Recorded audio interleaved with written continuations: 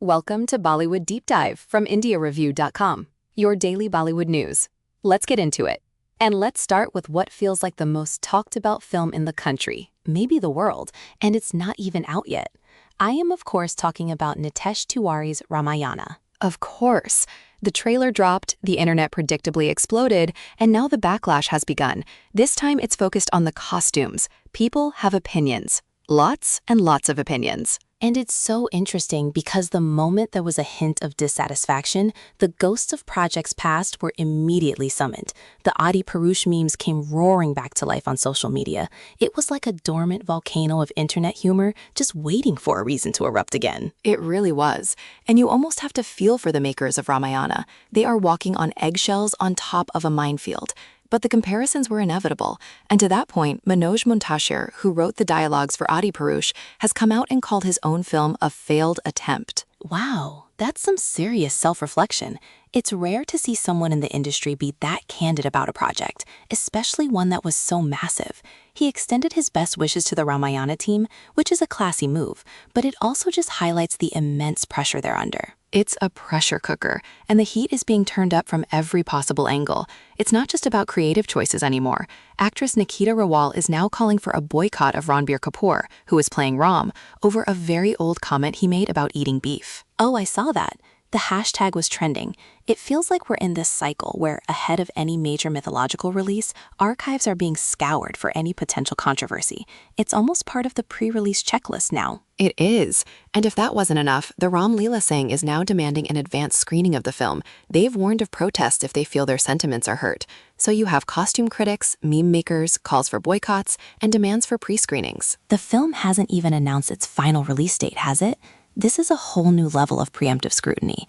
It just speaks to how deeply this story resonates with people, and everyone feels a sense of ownership over it. Absolutely. And you know, amidst all of this, there's a little silver lining for Sai Pallavi. A trade report pointed out that with the opening weekend of Ramayana, she's expected to cross the 500 crore post-pandemic milestone at the box office. So, you know, while the storm rages, the numbers are still looking potentially massive. That's the paradox, isn't it?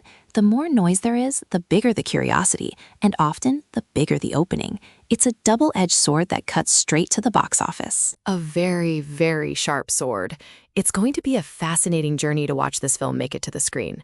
I think we'll be talking about it every week until it does, and probably for months after. Okay, let's move from a film that's building hype to one that's cashing it in. Let's talk about the box office numbers, because Thalapathy Vijay's Jana Nayagan is having an absolutely incredible run. Incredible is the word. The film has crossed 212 crores in India. It's holding strong even in its second week. The numbers are just consistently solid. It had a bit of a drop on its second Tuesday, which is normal, but overall the trajectory is fantastic. And what's really amazing is its performance in the Hindi dubbed version, which is titled John Nada. It's become the 6th highest-grossing Kollywood film in Hindi. That's a huge achievement and speaks volumes about Vijay's growing pan-India appeal. It really does. It shows that if the story and the action connect, language is no barrier. Audiences are just looking for a great cinematic experience. The film is on the verge of entering the 300 crore club worldwide. It's just a certified blockbuster at this point. And on the other end of the spectrum, we have a film like Dhamal 4. It had a decent run for its first 3 weeks, but now it's slowing down considerably.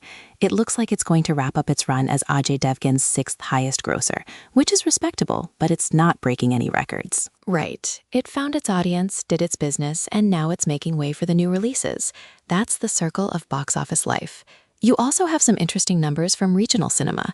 The Marathi film Bhutam Bayam is set to wrap up as the 8th highest-grossing Marathi film of the year. That's wonderful to see. And then you have these smaller Tamil films like Idaya Murali, which has become actress Kaya Dulohar's 2nd highest grosser. It's a reminder that it's not always about the 200 and 300 crore clubs. Success comes in many shapes and sizes. It certainly does.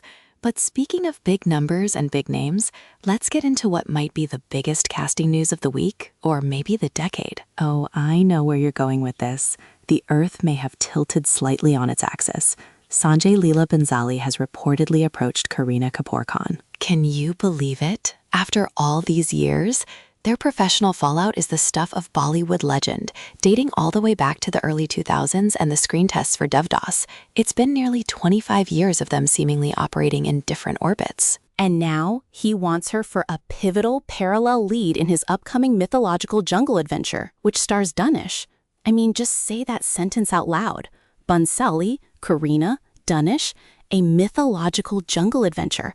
My brain can barely process the cinematic potential here. I know, the sheer aesthetic of it all, the drama, the performances. It's almost too much. This could be one of the most anticipated collaborations in modern Bollywood history if it actually happens. Everyone is watching this one. The ice is thawing. After a quarter of a century, it's like a Bollywood plot in itself. I am so here for it. And while we're on the topic of powerhouse actresses and their upcoming projects, there's an update on Deepika Padukone. Yes, she's apparently on a mission to complete her shooting schedule for Raka by early September, right before she goes on her maternity leave. That is some serious dedication. It makes the production timeline for that film incredibly crucial. Everyone must be working at top speed to get it done. It's always amazing to see that level of professionalism. It really is. And from one generation of superstars to another, let's talk about the Deols. Sunny Deol's new film, Batwara 1947, is gearing up for a big release, and they are pulling out the big guns for promotion. The scoop is that Sunny Deol and Aamir Khan are expected to join Amitabh Bachchan for the grand premiere episode of Kaun Banega Crorepati 18. That is a massive platform. You have 3 legends on one stage. That's not just a promotion, that's an event. It will give the film a huge pre-release boost. It's the perfect synergy, isn't it? A show that brings the whole country together to promote a film with a patriotic, historical theme. It's smart marketing. It is. And the film is already creating buzz for another, slightly unexpected reason. The actress in the film, Kanika Kapoor, is drawing a lot of comparisons to Kiara Advani. Oh yes, the poster dropped and the internet immediately went, "Is that Kiara? Is it AI?" Exactly. And Kanika has responded to it with such grace. She basically said she's used to it and is happy to leave it to the people to judge. It's one of those funny things in the industry, the looks-like phenomenon. But it certainly got people talking about her in the film, which is never a bad thing for a newcomer. And speaking of Kiara, she has her own big film coming up, Toxic, and the trade is already speculating whether it can give her her career best opening. So much happening. So much. It feels like every star is lining up a major project. It's an exciting time. It is, but let's take a moment to pause and reflect on someone who contributed so much to the industry. The veteran actor Pradeep Rawat passed away at the age of 74 after a battle with blood cancer. Such sad news. It's truly heartbreaking. He was such a formidable presence on screen. You think of him and you immediately picture that iconic villain from Gajini. He was genuinely terrifying in that role. Absolutely. And the tribute that came from Aamir Khan was so moving. He called him a fearless and extremely dedicated actor and said flat out that Gajini wouldn't have worked without him. That's high praise from someone like Aamir, who is known for his attention to detail. It shows the immense respect he had for Pradeep Rawat's craft. There were also some lovely anecdotes that resurfaced about how it was a late-night call from Aamir that got him the role in Lagan. He said that call changed his life. It's a beautiful reminder of how interconnected these careers are. It really is. Aamir also revealed that he agreed to do Gajini simply because he couldn't say no to Pradeep Rawat. It speaks to the kind of relationship and mutual respect they had. He was one of those actors who made every film he was in better. He'll be deeply missed. He will. It's a significant loss. On a much, much lighter note, and speaking of iconic duos, can we just take a second to appreciate Ajay Devgan's birthday post for Kajol? Oh, it was perfect. The caption was, "My best jokes have had the same audience all these years." He posted a little reel, and it was just so funny and sweet. It was. It's that dry, understated humor that he has. It just perfectly encapsulates their dynamic. After all these years, their chemistry is just as wonderful off-screen as it is on. It was a really heartwarming moment. It really was. A little bit of sunshine. But unfortunately, we do have to turn to a much more serious and disturbing story now. Yes, the controversy surrounding actress Trisha Krishnan has escalated. A DMK leader, Udayanidhi Stalin, allegedly made a deeply inappropriate, double-meaning remark about her during a political rally. The outrage was immediate and widespread, as it should be. Political parties have demanded an apology, complaints were filed, and he was even briefly arrested. It's just awful that in this day and age, a woman, a respected professional, has to be subjected to such commentary. It's completely unacceptable. Kangana Ranaut also condemned the alleged remark, adding her voice to the chorus of people supporting Trisha. It's a political issue, yes, but at its heart, it's about basic respect and decency. It's disheartening that this is still a conversation we need to have. Absolutely. And it shows the precarious position public figures, especially women, are in. Their names can just be dragged into things in the most vile ways. Our thoughts are with Trisha. Definitely. And this brings us to another instance of a celebrity navigating a tricky public situation. Bhumi Pednekar was spotted recently for the first time after the controversy around her remarks on the NEET protests. Right. She had posted on Instagram about the language being used during the protests, emphasizing that abusive language is unacceptable, and it created a bit of a storm. When she was seen, she apparently skipped questions about the controversy. And you can't blame her. It's such a tightrope for celebrities to walk. If they stay silent, they're criticized. If they speak up, they risk being misinterpreted or facing backlash from one side or another. It's an incredibly difficult space to navigate. It is. It's a reminder that having a platform comes with a lot of weight. And sometimes there are no easy answers or right things to say that will please everyone. That's for sure. Okay, let's lighten the mood a little and round things out with some quick hits. What's new and what's next? Well, for starters, the release date for Once More, the romantic drama starring Arjun Das and Aditi Shankar, has been announced. It's set to hit theaters on August 28th. And another one for the calendar, Vishal's directorial debut. The action thriller Magudam is releasing on August 14th, just in time for the Independence Day weekend. Ooh, that's going to be a busy weekend at the box office.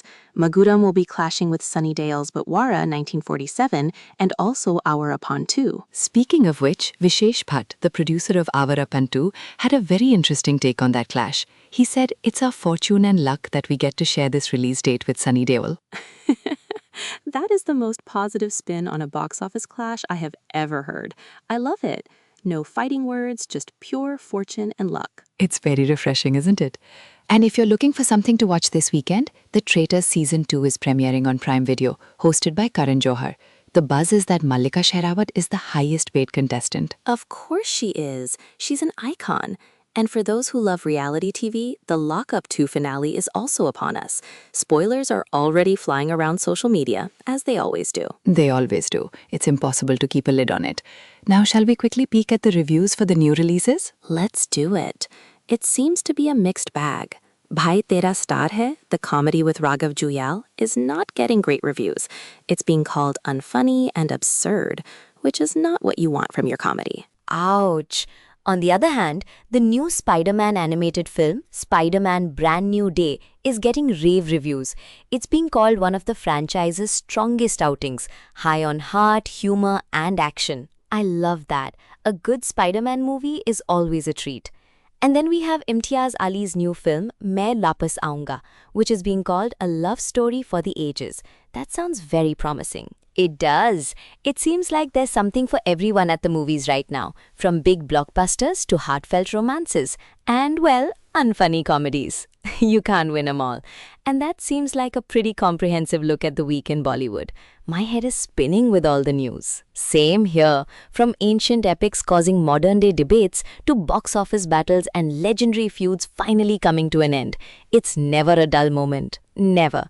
And that's why we're here every day to break it all down. Exactly. What would we do without it? I have no idea. Probably have a lot more free time, but it wouldn't be nearly as fun. I completely agree. Headlines se heartbeats tak. You've been listening to Bollywood Deep Dive from IndiaReview.com. Come back tomorrow. Namaste.